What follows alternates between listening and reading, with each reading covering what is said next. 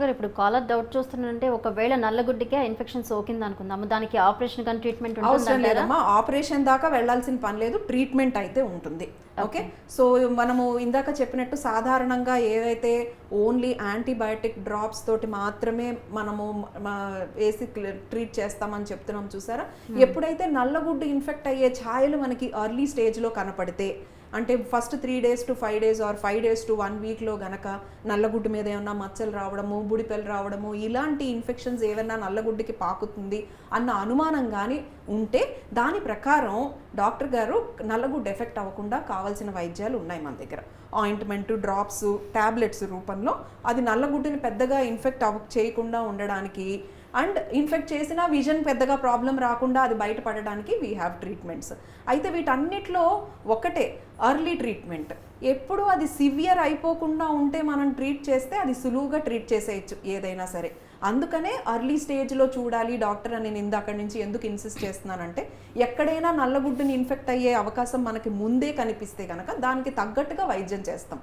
So దానికి తగ్గట్టుగా వైద్యం చేసినప్పుడు సివియర్ ఇన్ఫెక్షన్ వచ్చే అవకాశం తగ్గిపోతుంది, అండ్ ఇలాంటి విజువల్ తాలూకా ప్రాబ్లమ్స్ వచ్చే ఛాన్సెస్ కూడా చాలా మటుకు తక్కువ ఉంటాయి అన్నమాట. అయితే మాధవి గారు చూసుకుంటే ఎప్పటితో పోల్చుకుంటే ఇప్పుడు మాత్రం భారీగా వచ్చే కేసెస్ అని అంటున్నారు చాలా మంది. సుమారు 100కు పైగా కేసెస్ రావడము, పిల్లల్లో కూడా ఈ కేసెస్ ఎక్కువగా ఉన్నాయని చెప్తున్నారు. సో అంటే వర్షంలో తడవడం మూలాన, లేకపోతే ఏంటి కలుషిత నీరు ఏమైనా కళ్ళల్లో పడడం, తాగడం, ఇటువంటి సమస్యలు ఏమైనా వస్తాయా? తినడం తాగటం వల్ల జనరల్గా కళ్ళకలక అనేది రాదు. అయితే కలుషిత నీరు వల్ల రావచ్చు. అంటే మనం స్నానం చేసే నీరు, మొహం కడుక్కునే నీరు శుభ్రంగా లేకపోవడం వల్ల ఆ వైరస్ నీటి నుంచి మనకి చేరుతుంది. So water contamination is a probable cause for the conjunctivitis. అందుకనే ఎక్కువ మనం వర్షాకాలంలో ఈ ఇన్ఫెక్షన్స్ చూస్తూ ఉంటాం. సో వర్షంలో తడుస్తాము, రోడ్డు మీద ఉన్న నీళ్లు మన మీద పడుతూ ఉంటాయి, వెళ్ళినప్పుడు ఈ వాటర్ అంతా ఒక చోటకి చేరి మనం రొటీన్ వాటర్ సోర్సెస్ అన్ని కంటామినేట్ అవుతాయి వర్షాకాలంలో. సో అందుకని చెప్పి ఈ వర్షాకాలంలో ఈ కలుషిత నీరును మనం ఉపయోగించడం వల్ల, మన వేరే అవసరాలకు ఉపయోగించడం వల్ల మనకి జనరల్గా ఈ కంజంక్టివైటిస్ అనేది ఎక్కువ వస్తూ ఉంటుంది. అయితే వర్షాకాలంలో మనం తరచుగా మొహం అది కడుక్కోము, ఎందుకంటే ఆల్రెడీ తడిసిపోయి ఉంటాము, అందరూ ఒక చోట చేరతాము, ఇండోర్స్ ఎక్కువ ఉంటాము, బయట తిరగము. సో ఇండోర్ స్ప్రెడ్ కూడా వర్షాకాలంలో ఎక్కువ వచ్చే అవకాశం ఉంటుంది. అయితే ఈసారి మనం ప్రతి సంవత్సరానికంటే కూడా ఈ సంవత్సరం ఎక్కువ కేసులు చూస్తున్న మాట అయితే వాస్తవం. అయితే లాస్ట్ 2-3 years తోటి పోలిస్తే ఈ సంవత్సరం ఎక్కువ రావడానికి కొన్ని కారణాలు ఉన్నాయి. మొదటిది, లాస్ట్ 2-3 yearsలో మనకి వేరే వైరస్లు ఎక్కువ మనని కలవరపరిచాయి. అంటే వర్షాలు పడేటప్పటికి మనకి వైరల్ ఫీవర్స్ రావడము, చికుంగున్యా, డెంగ్యూ లాంటి వైరస్లు కానీ, లేకపోతే స్టమక్ అప్సెట్ చేసే వైరస్లు కానీ, ఈ ఇన్ఫెక్షన్స్ ప్రీవియస్ ఇయర్స్ ఎక్కువ ఉండేవి. అయితే ఈ ఇయర్ వర్షాకాలంలో మనకి కండ్ల కలకలు ఎక్కువ కనపడుతున్నాయి. సో 2-3 yearsగా మనం కోవిడ్ తోటి కూడా బాగా ఇబ్బంది పడ్డాం. సో ఈ కోవిడ్ ఇబ్బంది ఉన్నప్పుడు మనకి సోషల్ మూవింగ్ ఎక్కువ లేదు. So person to person spread ఇదంతా చాలా తక్కువ ఉండేది. ఉన్నా సరే 1-2 కేసుల్లో ఎక్కడో అక్కడక్కడ తేలిపోయేది. అయితే ఇప్పుడు కోవిడ్ ప్రోటోకాల్స్ అన్నీ మనం కొంచెం చాలా మటుకు వదిలేసాం కాబట్టి, అందరం కలుస్తున్నాం, పిల్లలు రెగ్యులర్గా స్కూల్కి వెళ్తున్నారు, గ్యాదరింగ్స్ అవి పెరిగాయి కాబట్టి పర్సన్ టు పర్సన్ స్ప్రెడ్ పెరుగుండొచ్చు. సో 1-2 కేసులు అంతకుముందు ఉండేది, ఇప్పుడు ఆ స్ప్రెడ్ ఎక్కువ ఉండడం వల్ల, గ్యాదరింగ్స్ అవి ఎక్కువ ఉండడం వల్ల, రొటీన్ స్కూల్స్ ఉండడం వల్ల, క్రౌడెడ్ ప్లేసెస్ బాగా ఉండడం వల్ల 1% to another person ఇప్పుడు స్ప్రెడ్ ఈసారి పెరుగుండొచ్చు. అండ్ లాస్ట్ ఫ్యూ ఇయర్స్గా మనం ఎక్కువ ఎక్స్పోజ్ అవ్వలేదు చాలా మటుకు వైరసెస్కి, అందులో కండ్ల కలక ఒకటి. సో అందుకని ఆ వైరస్కి ఒక ఆపర్చునిటీ ఈసారి. సో ఎక్స్పోజ్ అవ్వని వైరస్కి అందరం ఎక్స్పోజ్ అవుతున్నాం కాబట్టి కేసెస్ ఎక్కువ రావచ్చు, అండ్ అందరం కలుస్తున్నాం కాబట్టి కమ్యూనిటీలో స్ప్రెడ్ ఎక్కువ ఉండొచ్చు. సో దీనివల్ల ఎప్పటికంటే కూడా ఎక్కువ కేసులు మనం ఇప్పుడు చూస్తున్నాము. అయితే 2014, 15, 16 ఈ సంవత్సరాల్లో కూడా మనం ఎక్కువ కంజంక్టివైటిస్ కేసెస్ హైదరాబాద్లో చూసేవాళ్ళం. ఆ కంజంక్టివైటిస్కి ఈ కంజంక్టివైటిస్కి చాలా డిఫరెన్స్ ఉంది. అప్పుడు కూడా వచ్చినా సరే కొన్ని సివియర్ కేసెస్ అప్పుడు వచ్చేవి. ఈ ఎపిడమిక్లో మనం చూసే దాంట్లో సివియర్ కేసెస్ ఎక్కువ లేవు. చాలా మటుకు మైల్డ్ టు మోడరేట్ కేసెస్ లాగా ట్రీట్ చేసేయగలుగుతున్నాం. 10 రోజుల్లో so many of them are getting cured. Serious అయ్యే కేసులు, మనం ఇందాక అనుకున్నట్టు విజన్ హ్యాంపర్ అయ్యే కేసులు, ఇవన్నీ ఈసారి చాలా తక్కువ ఉన్నాయండి. అయితే మాధవి గారు చూసుకుంటే ఇప్పుడు పిల్లల్లో కానీ పెద్దల్లో కానీ ఇది వచ్చినప్పుడు ఆహారపు అలవాట్లు ఏమైనా మార్పులు చేసుకోవాలా? వేడి చేసే వస్తువులు తినకూడదా? ఎలా చూసుకోవాలి? యాక్చువల్గా ఆహారానికి దీనికి అసలు ఎలాంటి సంబంధం లేదు. ఆహారపు అలవాట్లలో పెద్దగా మార్పులు ఏం అక్కర్లేదు. అయితే ఏ వైరస్ ఇన్ఫెక్షన్కైనా సరే ఇన్ఫెక్షన్ తట్టుకుని ఇన్ఫెక్షన్ నుంచి రికవర్ అవ్వడానికి బాడీకి కొంచెం శక్తి అవసరం. అందుకని ఎలాంటి ఇన్ఫెక్షన్ అయినా సరే మనము కొంచెం బలమైన ఆహారం తీసుకోవాలి అని చెప్తూ ఉంటాం. జలుబైనా, కండ్ల కలకైనా, కోవిడ్ అయినా సరే. సో మనం ఏం చెప్తాము, ఎక్కువగా బలమైన ఆహారం తీసుకోవాలి, హై ప్రోటీన్ డైట్ తీసుకోవాలి, వేడి వస్తువులు తినాలి అంటాం. అంటే బాగా ఫ్రెష్లీ కుక్డ్. వర్షాకాలంలో ఎలాగైతే మనకి కంజంక్టివైటిస్ వచ్చిందో, కంజంక్టివైటిస్ లాగానే స్టమక్ ఫ్లూ అంటాం. సో పొట్ట అప్సెట్ చేసే కండిషన్స్, వాంతులు, విరోచనాలు, అతిసార వ్యాధి ఇవన్నీ కాజ్ చేసే వైరస్లు ఇవన్నీ కూడా ఎక్కువ ఉంటాయి ఇప్పుడు ఈ టైంలో వాటర్లో. అందుకని ఫ్రెష్లీ కుక్డ్ ఐటమ్స్ ఏ పూటకు ఆ పూట వండుకుని ఫ్రెష్గా ఉన్న ఫుడ్ తినమంటాము. హెల్దీ ఫుడ్ ఐటమ్స్ అంటే బాగా కొంచెం ప్రోటీన్ అది ఉండి బాడీకి support. So body has to fight on viral infection. ఒక వైరల్ ఇన్ఫెక్షన్ ఒక చోట బాడీలో, ఒక కంట్లో వస్తుంది. సో ఆ ఇన్ఫెక్షన్కి బాడీ తట్టుకోవాలి, రెసిస్ట్ చేయాలి, ఫైట్ చేయాలి, రికవర్ అవ్వాలి. సో ఈ ఫైట్ చేయడానికి, రెసిస్ట్ చేయడానికి, రికవర్ అవ్వడానికి బాడీలో ఇన్నేట్ స్ట్రెంగ్త్ ఉండాలి. సో స్ట్రెంగ్త్ ఉండడం కోసం హెల్తీ ఫుడ్, బలమైన ఆహారం తీసుకోమంటాం. అయితే ఇదే తీసుకోవాలి, ఇది తీసుకోకూడదు అన్న రెస్ట్రిక్షన్స్ అయితే మాత్రం ఏమీ లేవు. స్టే హెల్తీ చేసుకోమంటాం. అండ్ ఒక few days when the infection is very severe infection ఉన్నప్పుడు యాక్టివ్ వర్క్ చేయకుండా రెస్ట్ తీసుకోమంటాం. బికాజ్ రెస్ట్ ఆల్సో బాడీని రిజ్యువినేట్ చేసి ఇన్ఫెక్షన్స్కి అగేన్స్ట్గా ఫైట్ చేయడానికి ఉపయోగపడుతుంది. కాబట్టి sufficient rest and healthy food is enough in the recovery of conjunctivitis most of the times అండి. ఓకే మాధవి గారు, ఇప్పుడు ఒక కుటుంబంలో ఒక వ్యక్తికి వచ్చినప్పుడు అతను కూలింగ్ గ్లాసెస్ పెట్టుకున్న, క్లాత్ పెట్టుకున్న, అంటే పక్క వాళ్ళకి రాదంటారా?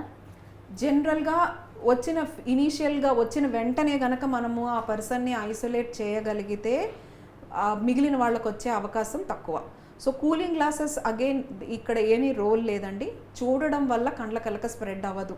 ఎదురు మనిషిని చూడడం వల్ల కానీ, లేకపోతే అదే రూమ్లో చూస్తూ, లేకపోతే గాల్లో రావడం అనేది జరగదు. సో కండ్ల కలక అనేది పర్సన్ టు పర్సన్ ఫార్మైట్ స్ప్రెడ్. అంటే వాళ్ళు గుడ్డలు వాడినప్పుడు, టవల్స్ వాడినప్పుడు, నేను ఇందాక చెప్పినట్టు పిల్లో కవర్స్, బెడ్షీట్స్, వీటి వల్ల స్ప్రెడ్ అవుతుంది తప్పించి అందరూ వాడిన సోఫాలు, లివింగ్ రూమ్లో సోఫాలో కూర్చుని ఆ సోఫాలు అవి వాడతారు, చేతులు అవి వాటికి రాస్తారు, తర్వాత నెక్స్ట్ పర్సన్ వచ్చి అందులో కూర్చుంటారు. సో వాళ్ళకి ఇన్ఫెక్షన్ వచ్చే అవకాశం ఉంటుంది. సోఫాలు, డైనింగ్ టేబుల్స్, డోర్ నాబ్స్ ఇలాంటివి ఏవైతే మన చేతులతోటి, ఇన్ఫెక్టెడ్ పర్సన్ చేతులతోటి టచ్ చేస్తారో, అది ఇంకొకళ్ళు టచ్ చేసి వాళ్ళ ఫేస్కి కానీ వాళ్ళ కంటికి కానీ పెట్టుకున్నప్పుడు ఆ వైరస్ వాళ్ళకి స్ప్రెడ్ అయ్యే అవకాశం ఉంటుంది. So glasses, protective glasses have no role. Cooling glasses పెట్టుకోవడం వల్ల కళ్ళు ఏమన్నా కొంచెం సోర్గా అనిపిస్తే, అంటే కొంచెం వాచి ఇబ్బందిగా ఉండి, లైట్ చూడడంలో డిఫికల్టీ ఉండి, వాటరింగ్ ఉండి, ఇలాంటివి ఏవైనా ఉంటే కనుక అవి తగ్గడానికి ఆ పేషెంట్కి కూలింగ్ గ్లాసెస్ ఉపయోగపడతాయి తప్పించి స్ప్రెడ్ రెస్ట్రిక్ట్ చేయడంలో cooling glasses have no role. Isolation has a role. So అందరూ వాడేవి మనం వాడకుండా కొంచెం ఐసోలేటెడ్గా ఉంటూ, లివింగ్ రూమ్లో అందరూ ఉన్న చోట అందరూ కూర్చునే వాటిల్లో కూర్చోకుండా కొంచెం ఐసోలేటెడ్గా ఉండడం చాలా మటుకు ఉపయోగపడుతుంది. అయితే ఆల్రెడీ ఇన్ఫెక్షన్ స్ప్రెడ్ అయిపోయాక ఐసోలేట్ అయినా ఉపయోగం ఉండదు. సో సిమ్టమ్స్ కనిపించిన వెంటనే, సో మనం ఫస్ట్ ఏం చెప్తామంటే, most of the times conjunctivitis start అయిన first 48 hours to 72 hours infection అగ్రెసివ్గా ఉంటుంది, బాగా ఎక్కువ ఉంటుంది. సో వైరల్ లోడ్ ఎక్కువ ఉంటుంది. ఆ కారే కన్నీరులో కానీ, లేకపోతే ఆ కట్టే పుసిలో కానీ ఆ వైరస్ పార్టికల్స్ ఎక్కువ ఉంటాయి. సో ఫస్ట్ 48 to 72 hours ఎప్పుడైతే వైరల్ లోడ్ ఎక్కువ ఉంటుందో అప్పుడే ఇంట్లో చాలా మందికి స్ప్రెడ్ అయిపోతుంది. అంటే by the time we identify that ఇది కండ్ల కలక వచ్చినట్టుందే అని మనం తెలుసుకునేసరికి మోస్ట్ ఆఫ్ ద ఇంట్లో సగం మందికి ఆ ఇన్ఫెక్షన్ స్ప్రెడ్ అయిపోయి ఉంటుంది అనమాట. అందుకని అనుమానంతో, ఏమో ఈరోజు కళ్ళు ఏదో తేడాగా ఉన్నాయి, ఎందుకైనా మంచిది అనుమానంగా ఉంది అనుకున్నప్పుడు ఆ అనుమానం వచ్చిన వెంటనే ఆ జాగ్రత్తలు తీసుకుంటే కనుక మిగిలిన వాళ్ళకి స్ప్రెడ్ అయ్యే అవకాశం తక్కువ ఉంటుంది. ఎస్పెషల్లీ చంటి పిల్లలు ఉన్నవాళ్ళు, బాగా ముసలి వాళ్ళు ఉన్నవాళ్ళు, రీసెంట్గా ఐ సర్జరీస్ ఉన్నవాళ్ళు, వీళ్ళు చాలా వల్నరబుల్. కొంచెం చిన్న వైరల్ లోడ్కే వాళ్ళకి బాగా ఫాస్ట్గా స్ప్రెడ్ అయిపోతూ ఉంటుంది.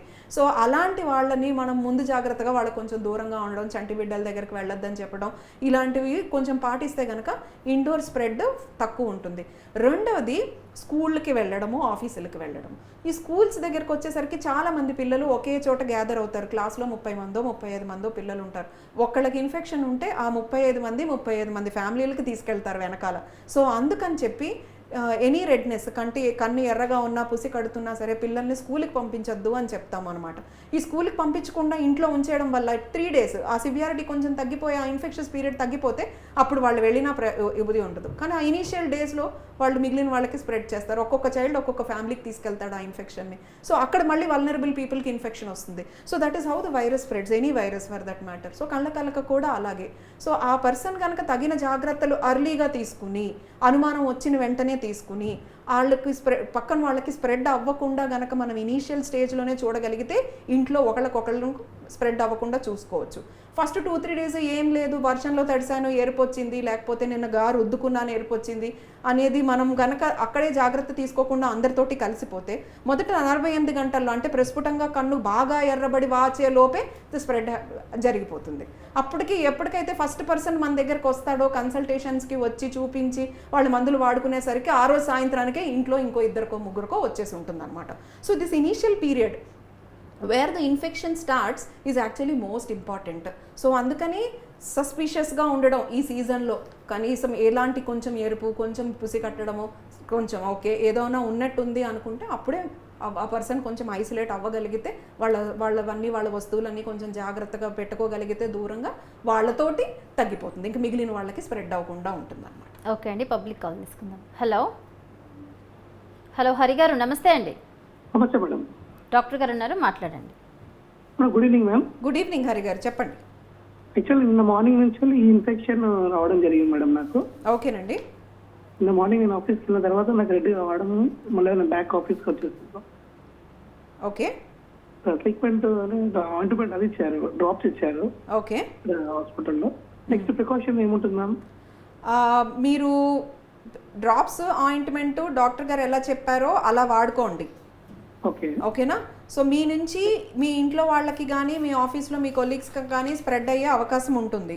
అందుకని చెప్పి కొంచెం ఈరోజు మార్నింగ్ కూడా మా బాబు స్కూల్కి వెళ్ళిన తర్వాత స్కూల్ నుంచి కాల్ వచ్చేది, మీ బాబుకు ఇన్ఫెక్షన్ కంజంక్టివైటిస్ వచ్చింది. ఓకే. సో ఓకే, సో బాబుని కూడా ఒకసారి డాక్టర్ గారికి చూపించండి, అప్రోప్రియేట్ మెడికేషన్ స్టార్ట్ చేయించండి బాబుకు కూడా. సో చూసారు కదా, ఆల్రెడీ మీరు ఇన్ఫెక్ట్ అయ్యారు, మీ నుంచి మీ బాబుకు కూడా వచ్చింది. సో ఏం చేస్తారంటే మీ టవల్స్, మీ బెడ్షీట్స్ ఇవన్నీ కొంచెం వేరేగా ఐసోలేట్ చేసుకోండి, మిగిలిన వాళ్ళతోటి కలిసిపోకుండా కొంచెం దూరంగా ఉండండి. ఇంట్లో ఉండొచ్చు, ఒక రూమ్లో ఉండొచ్చు, కానీ మీరు ముట్టుకున్న వస్తువులు వాళ్ళు ముట్టుకోకుండా, మీరు వాడే వస్తువులు వాళ్ళు వాడకుండా కొంచెం చూసుకోండి. లివింగ్ రూమ్ సోఫాలు, డైనింగ్ టేబుల్స్ ఇవి ఏవైతే అందరూ వచ్చి తణుగుతారో, అందరూ వచ్చి వాడతారో అలాంటి వాటి జోలికి వెళ్ళకండి. అండ్ కొంచెం వాటరింగ్, కొంచెం డిశ్చార్జ్ ఉంటుందండి మీకు ఇనీషియల్ ఫ్యూ డేస్. సో మీరు గుడ్డలు పెట్టి తుడవడాలు, టవల్స్ పెట్టి తుడవడాలు, చొక్కాతోటి తుడుచుకోవడము అలాంటివి ఏం చేయకండి. చిన్న టిష్యూ వాడండి. ఆ టిష్యూ తోటి కన్ను ఎక్కువ టచ్ చేయకుండా చెంప మీద తుడుచుకుంటూ ఉండండి. ఆ వాటరింగ్ ఏదైతే వచ్చిందో అది చెంప మీద తుడుచుకుని టిష్యూ డిస్పోజ్ చేసేయండి, డస్ట్బిన్లో పడేస్తూ ఉండండి. సో ఈ విధంగా ఏమవుతుందంటే మీ నుంచి మీ ఇంట్లో ఇంకొకళ్ళు దాన్ని టచ్ చేసే అవకాశం ఉండదు. సో టవల్ అనుకోండి అది ఉతకాలి, నాప్కిన్ అనుకోండి అది అక్కడ ఉందని ఎవరైనా తీయొచ్చు. సో ఇలాంటివి జరిగే అవకాశం ఉంటుంది. కాబట్టి కళ్ళల్లో వాటర్ కానీ లేకపోతే కట్టిన పుసి కానీ క్లీన్ చేసుకోవడానికి టిష్యూ వాడండి. ఆ టిష్యూని డిస్పోజ్ చేసేయండి. మీ బెడ్షీట్స్ అవి ఐసోలేట్ చేసుకోండి. ఎక్కువ కంటిని హ్యాండిల్ చేయకండి, చేతులు పెట్టి తుడవడము, రబ్ చేయడము, ఎరుపు తగ్గిందా లేదా అని పద్దాక చూసుకోవడము అలాంటివి ఏమి చేయకండి. జస్ట్ ల్యూక్ వామ్ వాటర్, గోరువెచ్చని నీళ్లతోటి రోజుకు 2 సార్లు, ఉదయం ఒకసారి సాయంత్రం ఒకసారి కళ్ళు శుభ్రంగా, మొహం శుభ్రంగా కడుక్కోండి. కడుక్కున్న టైంలో కళ్ళు కూడా శుభ్రంగా పూసి అదంతా క్లీన్ చేసుకోండి. There is nothing to worry అండి. ఒక 5 days to a week you will be normal.